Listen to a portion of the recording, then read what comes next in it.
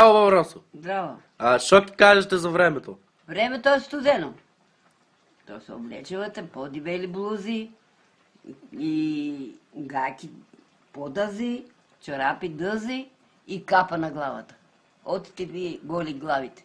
Много косат стрижички. За това сте болни зад нани, да ти кажа.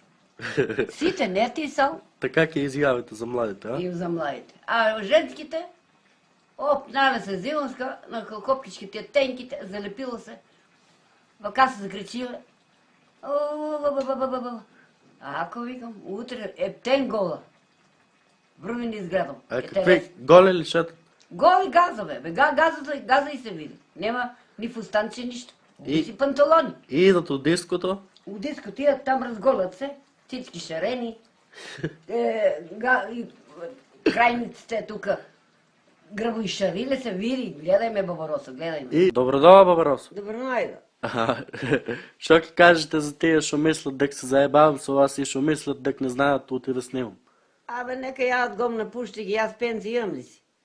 От Тито и от Киро. Знаете ли отида да снимам? Знаат. Вие дали знаете? Я знам, оти ме снимаш. Сакате ли да ви снимам? Сакам. Замарате ли се от сите ви гледат? Не замар, нека гледат, нека пукат от мак. Нека ядат гом на това. Шо ме гайли?